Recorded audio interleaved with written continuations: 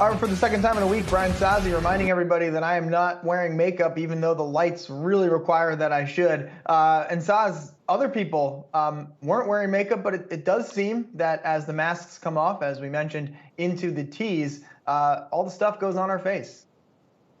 Yeah, and I'll set this up too, and you could too.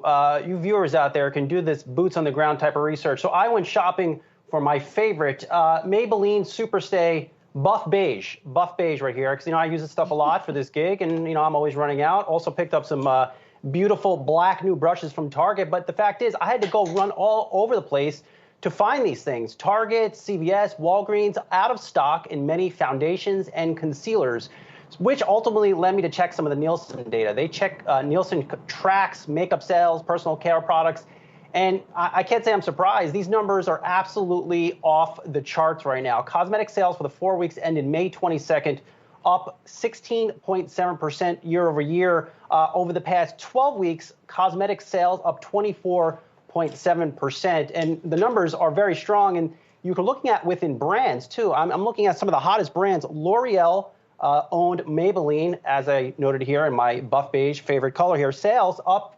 28% over the past 4 weeks. Coty owned CoverGirl. I don't wear CoverGirl. No offense to Coty. It just doesn't blend well with my skin. Sales up 21% over the past 4 weeks. And then, last but not least, after you've connected all these dots, you can go onto the Yahoo Finance platform and look at what the stocks are doing. And investors and traders appear to be playing this recovery in makeup through the brands. I'm looking at right now shares of ELF. They sell cheaper type makeup down the aisles of Target and Walmart. Shares are about 6% in the past 3 months. Coty shares with CoverGirl, their shares are up 12%. Revlon shares up the most, 26%. The one stock that has not caught a tailwind from this makeup rebound is Ulta. Shares are down about 3% over the past 3 months. But I would say Ulta could ultimately catch that bid, no pun intended, later this year. They're opening up a lot of shops inside of Target later this year. And certainly you could see investors maybe unwind some of the focus on the brands and rotate in a company like Ulta, which is also, they reported earnings last week. They are also seeing a recovery. Brian Sozzi, I have two important pieces of advice for you. Number one, buy your makeup online. You already know what your colors are. Just go online. You don't need to run around to a bunch of different stores. No fun. Makeup buying doesn't. I need to match it up to my skin, Julie. Look at this. Number two, Sephora. Don't mess with the mass places, drugstores.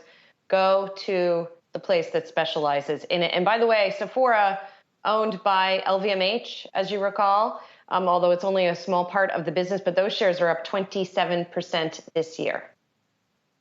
That I will give it a try.